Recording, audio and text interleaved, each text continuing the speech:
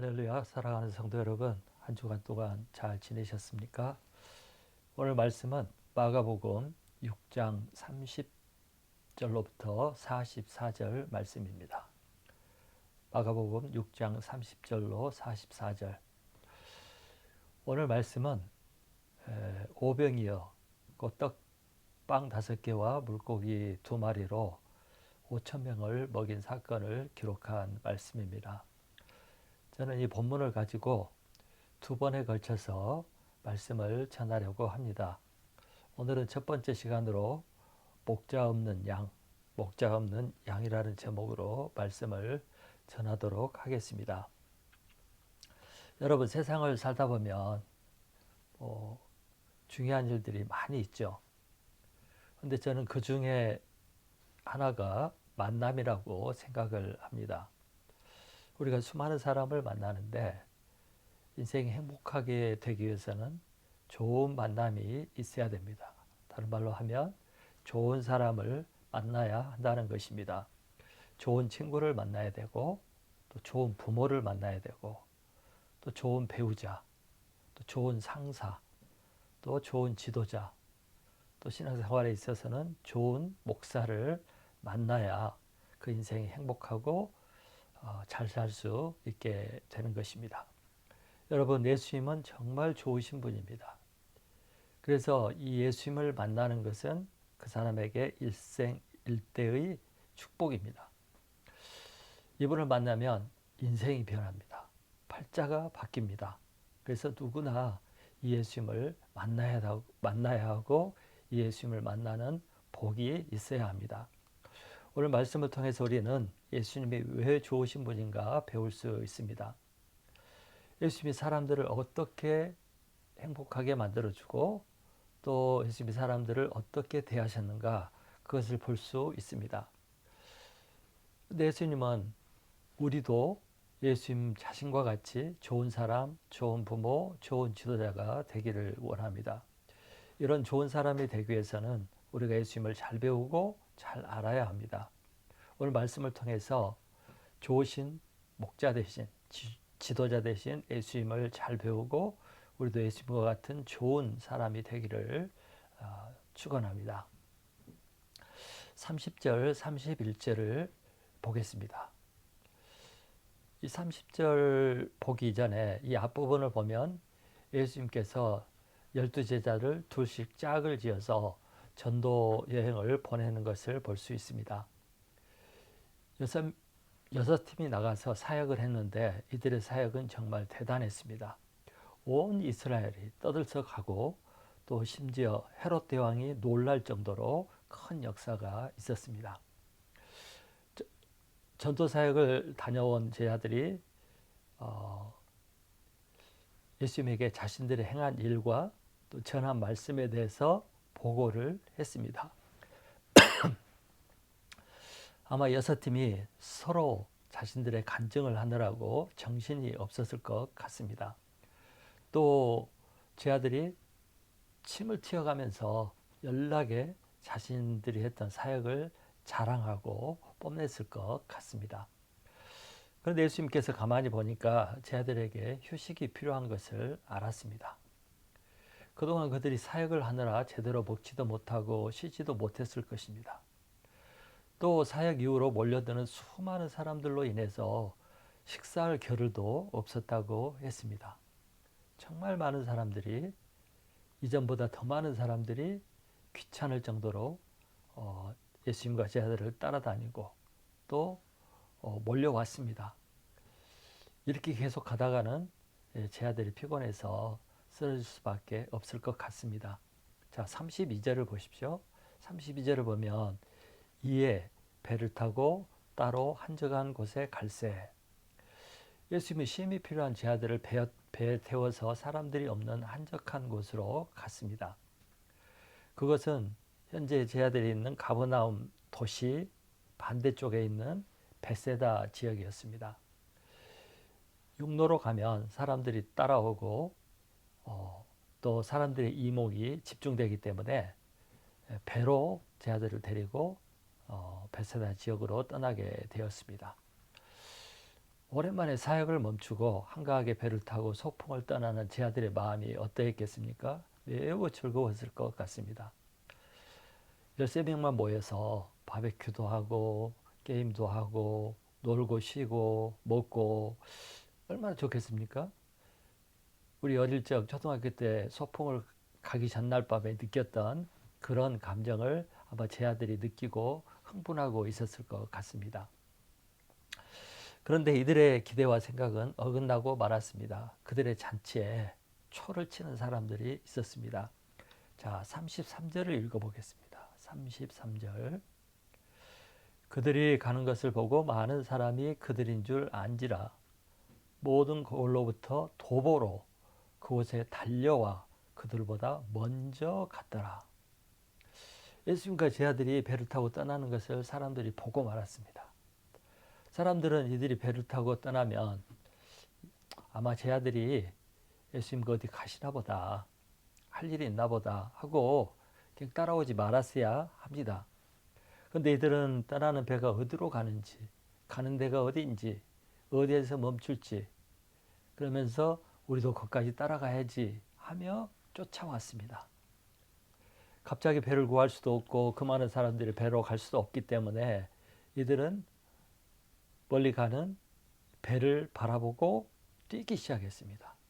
여러분, 호수가 둥글잖아요. 그래서 뱃길은 직선이지만 길로 가면 호수 주변의 길을 꼬불꼬불 또 삥 돌아서 가야 합니다. 훨씬 먼 길이고 또 훨씬 많은 시간이 소요될 것입니다. 그래서 이 무리들은 이 가는 배를 놓치지 않기 위해서, 늦지 않기 위해서 도보로 뛰기 시작했습니다. 배가 가는 방향을 멀리서 보고 온 힘을 다해서 먼 길을 달려가기 시작했습니다. 결국 이들은 예수님과 제 아들이 도착하는 것보다 더 일찍 그곳에 도착해서 기다리고 있었습니다. 배에서 내리는 예수님을 보고 예수님 안녕하세요. 이제 오세요? 많이 기다렸습니다. 뭐 이렇게 하면서 환영을 했을 것입니다. 그 수가 남자만 5천 명입니다. 그래서 남녀, 어린아이 합치면 10,000명이나 될 것 같습니다. 이런 수많은 사람들, 와서 먼저 기다리고 있는 이 사람들을 본 제 아들의 마음이 어떠했을 것 같습니까? 무슨 생각이 들었을까요? 제 생각에는 와, 지독한 사람들이다. 거머리 같은 사람들이다. 염치도 없다. 상식도 없다. 우리를 좀 쉬게 놔두지. 자기 생각만 한다. 지겹다. 피곤하다. 짜증난다. 아마 이런 생각과 반응을 하지 않았을까 생각이 듭니다. 제가 오래전에 아프리카 부르키나파소라는 가나안 나라에 선교를 갔었습니다. 그 나라에서도 시골에 갔었는데 온 마을 사람들이 다 나왔어요. 어린아이들부터 어른까지. 그래서 수백 명이 아침부터 저녁까지 우리 주위를 맴돌고 항상 우리와 함께 있었습니다. 그래서 우리가 사역을 마치고 밤에 쉬어야 되고 또 밥도 먹어야 되고 이렇게 하는데 떠날 줄 몰라요. 어느 날 캄캄한 밤에 이제 랜턴을 켜고 라면을 끓여 먹으려고 이렇게 하고 있는데 뭐 부스럭부스럭 소리가 나요. 밖이 깜깜한데. 그래서 불을 비춰봤더니 많은 청년들이 여전히 우리 주위에 있었습니다. 그래서 라면을 끓여서 같이 먹었던 기억이 있습니다. 밤에도 쉴 수가 없어요. 또 이른 아침부터 우리에게 왔습니다. 제 아들도 아마 이런 환경에 있었을 것이고 제 아들이 이 무리들을 바라봤을 때 피곤한 생각을 했을 것 같습니다. 마음이 그렇게 기쁘지 않았을 것 같습니다. 그러나 예수님은 달랐습니다. 34절을 읽어보겠습니다. 34절. 예수께서 나오사 큰 무리를 보시고 그 목자 없는 양 같음을 인하여 불쌍히 여기사 이에 여러 가지로 가르치시더라.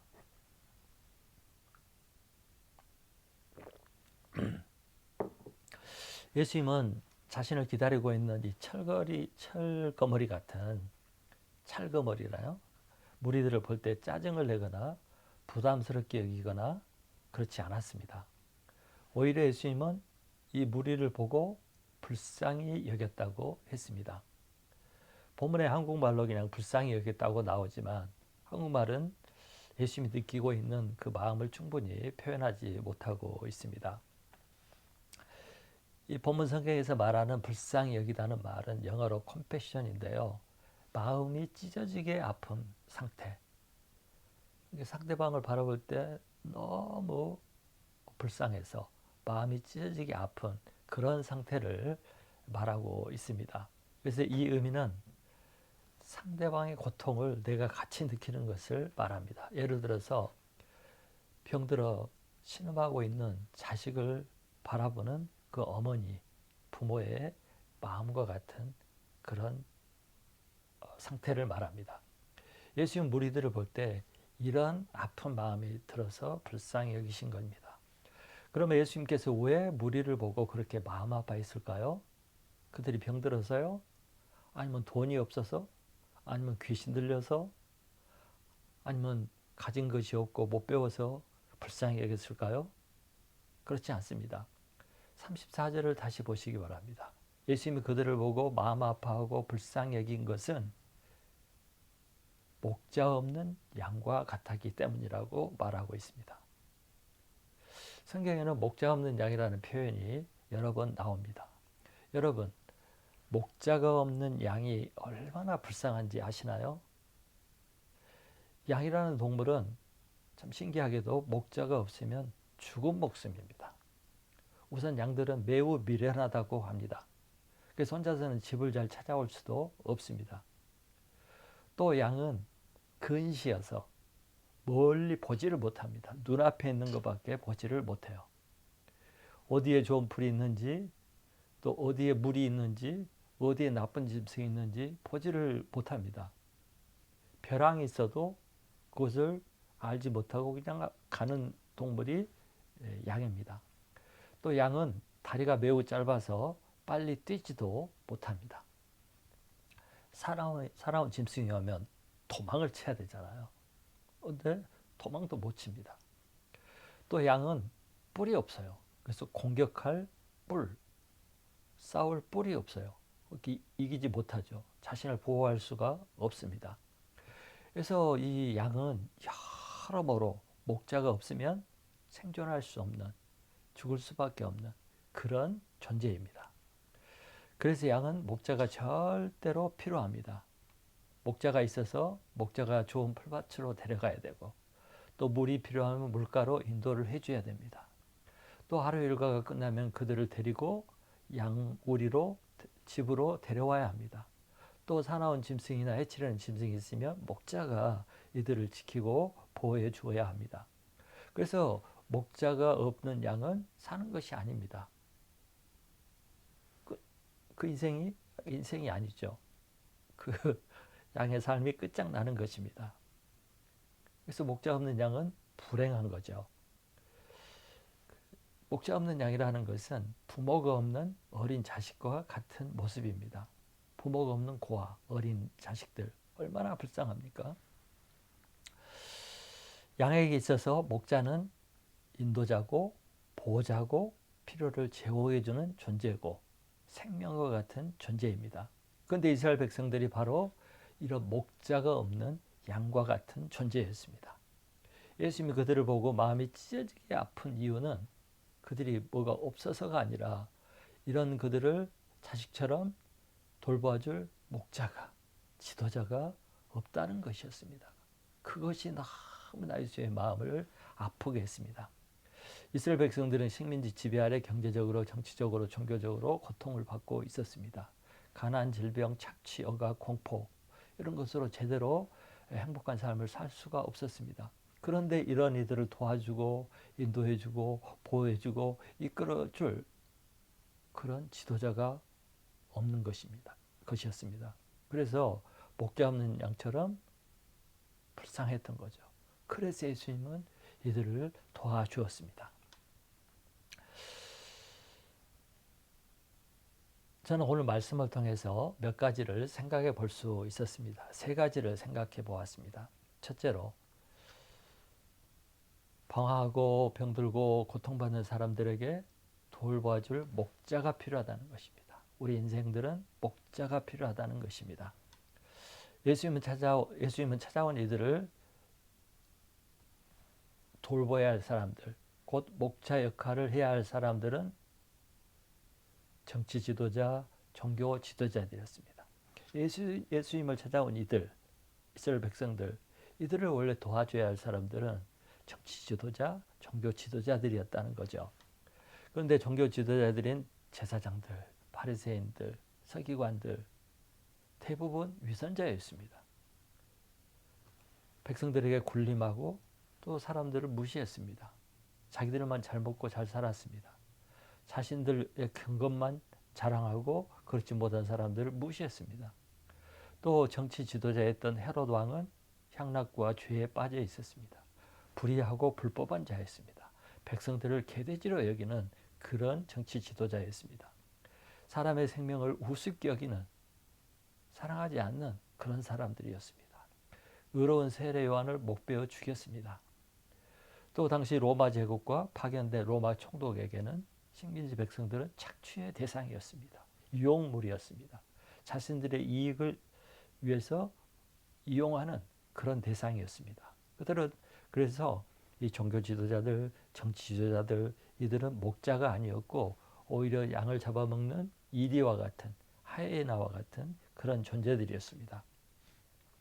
이들은 목자도 아니고 싹꾼들이었습니다. 이런 이들의 지배 아래 있는 이스라엘 백성들은 불행했습니다. 양처럼 약하고 미련하고 순한 백성들이 정말 불쌍하게 될 수밖에 없었습니다. 그런 상황과 시대 속에서 백성들은 예수님에게서 목자의 모습을 발견한 것입니다. 목자 없이 살던 무리들이 비로소 자신들의 목자를 발견한 것입니다. 그래서 이들은 죽기 아니면 살기로 예수님을 쫓아오고 예수님이 가는 곳이면 어디든지 따라다닌 것입니다. 여러분, 요즘 세상에 보면 목자가 되어야 할 지도자들이 목자가 아니라 거의 사자나 하이에나와 같은 것을 보게 됩니다. 갈수록 심해져요. 백성들의 애정이나 사랑이나 존경이나 섬김의 태도가 없습니다. 러시아의 푸틴 대통령이 어떻습니까? 중국의 시진핑은 어떻습니까? 북한의 김정은, 또 터키의 아드리안, 이란의 라이시, 일본 전 총리 아베, 미국의 전 대통령 트럼프, 그 모습이 어떤 것 같아요? 선한 목자와 같습니까? 이들은 백성들을 이용해 먹는, 자기 권력만 유지하기 위해서 백성들을 목을 잡고 생명을 위협하면서 자기들의 유익만 추구하는 자들입니다. 백성들에 대한 애정이 없고 생명의 중요성을 느끼지 못하는 사람들입니다. 그래서 이들의 지배 아래에 있는 백성들은 다 고통을 받고 있습니다. 한국은 어떤가요?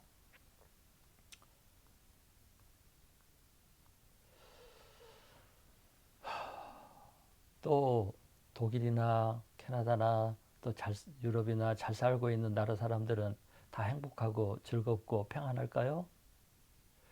그러나 잘 먹고 잘 사는 나라의 백성들도 다 불행하다고 합니다. 그것은 가진 것이 없어서 그런 것이 아닙니다. 한국 사람들은 정말 많이 자살하는 세계 자살 1위국입니다. 그래서 세상에 많은 사람들이 어려운 나라 사람들이나 잘 사는 나라 사람들이나 그렇게 행복하지가 않습니다. 이런 세상에 사는 사람들에게 참 지도자, 참 목자가 필요합니다. 그런데 그 참 목자가 누구이십니까? 예수 그리스도입니다. 과거 우리도 이렇게 목자 없는 양처럼 불행하게 살던 사람들입니다. 그런데 예수님이 우리를 찾아오시고 우리의 선한 목자가 되어주시고 또 우리를 도와주시고 보호해주시고 인도해 주시고 계십니다. 그래서 우리는 예수 그리스도의 양이 되고 행복한 길을 갈 수 있는 그런 인생, 그런 축복을 누리게 되었습니다. 시편 103편에 그는 우리를 지으시니요 우리는 그의 것이니 그의 백성이요 그의 기르시는 양이로다. 여러분, 우리는 하나님의 양 예수 그리스도의 양이 되었고 하나님과 예수님은 우리의 선한 목자가 되었습니다. 이제 우리는 이 예수님을 다른 사람들에게도 소개하고 그들이 목자 대신 예수 그리스도께 나오도록 도와주는 사람이 되어야 합니다.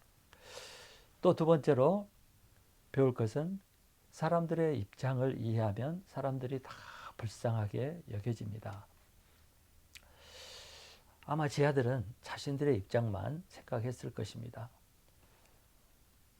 오늘 말씀 뒷부분을 보면 제 아들의 그러한 모습이 나옵니다. 제 아들은 날이 어둡자 무리를 보내자고 했습니다. 또 먹는 문제도 각자 해결하라고 이렇게 해결하게 하자고 제안을 했습니다.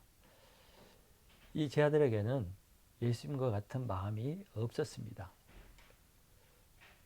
그래서 제 아들은 무리들을 볼 때 하나도 불쌍한 마음이 안 들었을 것입니다.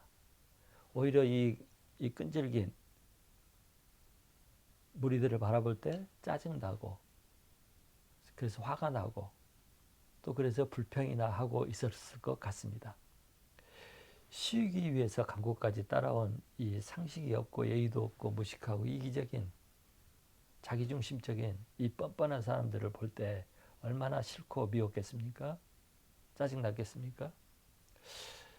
제자들은 한 번도 무리들의 입장에서 생각해 보지 않았습니다.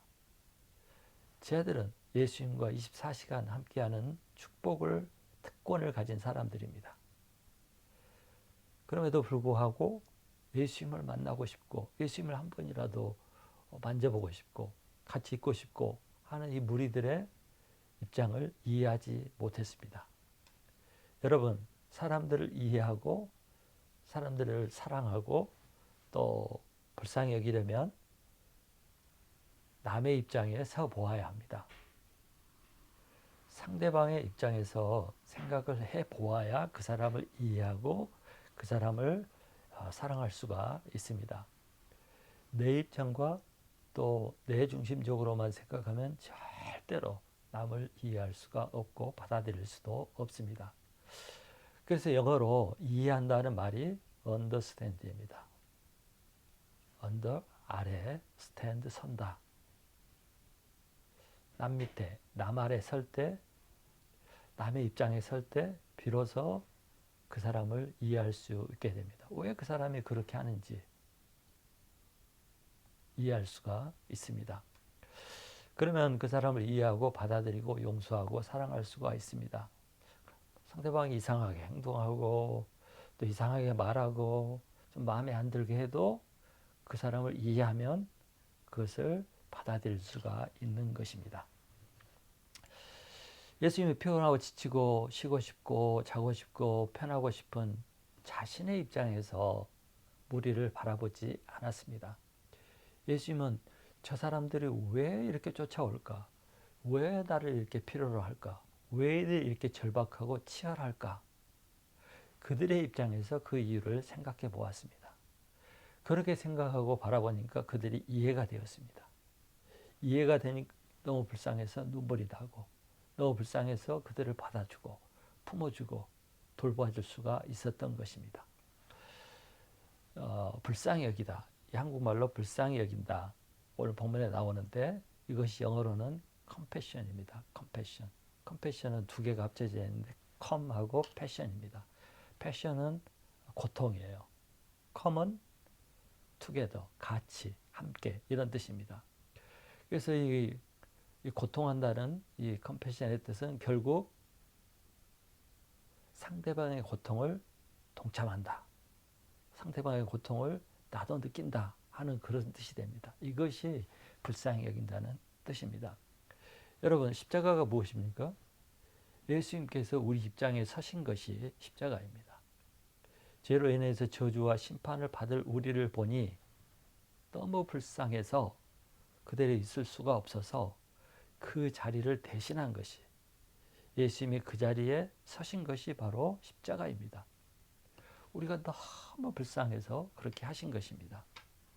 그래서 십자가를 통해서 구원을 받은 우리 크리스천들은 예수님처럼 항상 상대방의 입장과 형편에서 바라보고 생각하고 행동을 해야 합니다. 그것이 예수님을 아는 사람이고 그것이 진짜 크리스찬입니다. 그것이 예수님을 배우고 닮아가는 것입니다. 세 번째 배워야 될 것, 깨달은 것은 이것입니다. 불쌍한 사람을 돕는 방법은 말씀을 가르쳐 주는 것이다. 불쌍한 사람을 돕는 방법은 말씀을 가르치는 것이다. 예수님을 찾아온 무리들은 대부분 가난하거나 병들거나 귀신 들렸거나 수많은 문제들을, 고통을 가지고 있는 사람들입니다. 이들에게 당장 필요한 것은 그들의 현실 문제, 고통 문제를 해결해 주는 것입니다. 예수님도 그것을 잘 알고 있었습니다. 그럼에도 불구하고 예수님은 이들을 위해서 제일 먼저 한 것이 무엇입니까? 34절을 다시 보십시오. 34절. 그 목자 없는 양 같음을 인하여 불쌍히 여기사 이에 여러 가지로 가르치시더라. 예수님 이들을 불쌍히 여겼습니다. 그래서 맨 먼저 한 것이 무엇입니까? 열심히 이들을 가르친 것입니다. 뭘 가르쳤습니까? 하나님의 말씀을 가르쳤겠죠. 35절을 보면 해가 저물 때까지 계속해서 긴 시간 말씀을 가르쳤어요. 여러 가지로 가르쳤다고 나옵니다. 이 여러 가지에는 천국에 대해서, 하나님에 대해서, 또 하나님의 사랑에 대해서, 삶의 목적과 의미에 대해서, 구원에 대해서, 사명에 대해서, 그리고 자신에 대해서, 예수 그리스도에 대해서 가르쳤겠죠. 절박한 현실 문제를 가지고 있는 이들을 도와주는 것은 현실 문제 해결이 아니라 말씀을 가르쳐 주는 것이었습니다. 저와 여러분, 우리 사람들을 도와주는 것이 현실 문제를 해결해 주는 것이라고 생각합니다. 그것부터 해결해 주어야 사람들이 편안해지고 또 행복해지고 잘 살 수 있다고 생각하는 거죠. 예수님도 그걸 아셨죠. 그러나 예수님은 그 문제를 먼저 해결해 주는 것이 아니었습니다. 말씀을 가르쳤어요. 그렇게 한 이유는 현실 문제를 해결한다고 모든 문제가 다 해결이 되고 끝이 나는 것이 아니기 때문입니다. 한 가지 문제 해결하면 또 다른 문제가 다가옵니다. 문제는 끊임없이 다가와요. 그러다 보면 현실 문제 해결하다가 인생이 끝이 납니다. 문제 속에 여전히 행복하지가 않습니다. 우리 인생이 그렇기 때문이죠. 그래서 문제 해결하다가 인생 끝이 나는 거죠. 그래서 예수님은 그것을 해결해 주는 것보다 하나님 나라에 대한 말씀, 하나님 나라에 대한 믿음, 하나님에 대한 소망, 천국에 대한 소망, 사명, 이런 것들을 가르친 거예요. 진리를 가르친 거죠. 이것이 더 그들에게 중요하다고, 이것이 더 근본적인 문제 해결이라고 생각을 한 거죠. 그래서 결국 사람들이 예수님의 가르침을 받고 이런 것을 알고 믿게 되면 현실 문제는 큰 문제가 아니라는 거, 또 그렇게 알게 되고 또 그런 믿음이 생기고 소망이 생기고 진리를 알게 되면 그런 현실 문제를 넉넉히 이겨낼 수 있는 힘과 용기와 소망이 생기게 되는 것입니다. 속담에 이런 말이 있죠. 고기를 잡아줄 것이 아니라 고기 잡는 방법을 가르쳐 주라. 배고픈 사람에게 계속 고기만 잡아주면 언제까지 그걸 해줘야 됩니까? 그러나 고기 잡는 방법을 가르쳐 주면 그 스스로가 생존 문제를 해결할 수 있겠죠. 또 이런 말이 있죠. 어떤 사람이 우리 집에는 쌀이 없어요. 우리 집에는 연탄불이 없어요. 연탄이 없어요. 또 우리 집에는 입을 것이 없어요. 이렇게 여러 가지 현실 문제들을 얘기해요. 근데 근본 문제는 뭡니까? 돈이 없는 거죠. 이와 마찬가지로 근본 문제를 해결해 주어야 그 사람이 그 문제를 이기고 극복하고 잘 살아갈 수 있다는 거예요. 여러분, 사람들에게 진정으로 필요한 것은 그 현실 문제를 해결해 주는 것이 아니라 그 문제를 이기고 승리하고 감사하고 정복할 수 있는 그 답을 제시해 주는 것입니다. 그 답이 바로 하나님의 말씀이에요. 그 답이 바로 복음입니다. 그 답이 바로 예수 그리스도입니다. 목자 되신 예수님입니다. 그래서 우리는 말씀을, 진리를 알아야 합니다. 또 우리는 남에게 열심히 진리의 말씀 가르쳐야 합니다. 또 사람들을 도울 때 말씀으로 도와주어야 합니다. 이것이 가장 우선이 되어야 되고 이것이 가장 중요하고 이것이 가장 좋은 방법이기 때문입니다. 수많은 고민과 문제로 방황하고 또 절망하던 젊은이들이 있었습니다. 제가 이들에게 말씀을 전해 주었을 때, 가르쳐 주었을 때, 그들이 예수님을 만났을 때 이런 수많은 문제나 지역적인 문제나 현실 문제가 큰 문제가 아니고 이들이 그걸 딛고 일어나서 새 인생을 사는 것을 많이 보았습니다. 예수님을 만나니까 문제가 다 해결이 되더라고요. 사랑하는 성도 여러분, 우리 사람들, 이 세상을 살아가는 모든 사람들은 목자이신 예수 그리스도가 필요합니다. 왜냐하면 우리는 양과 같기 때문입니다. 선한 목자 대신 예수님이 없이는 우리는 절대 행복할 수도 없고 생명을 누릴 수가 없습니다. 그런데 우리가 이 선한 목자 대신 예수님을 만나게 되었고 이 예수님이 우리의 목자가 되었습니다. 얼마나 감사합니까? 얼마나 축복입니까? 얼마나 특복입니까? 특권입니까? 이 예수님을 항상 감사하고 찬양하시기 바랍니다. 뿐만 아니라 선한 목자 대신 유일한 우리 인생의 답이 되신 이 예수님을 나만 만나고 나만 누리고 살 것이 아니라 다른 사람도 만나게 도와주고 다른 사람들도 이 양 우리에 들어올 수 있도록 인도해주는 그런 사명을 감당해야 하는 것이 예수님을 먼저 만난 우리들의 사명입니다. 그래서 선한 목자 대신 예수님께로 인도하고 우리들이 이웃에게 선한 목자가 되는 그런 역할을 하는 그런 삶이 되시기를 간절히 축원합니다.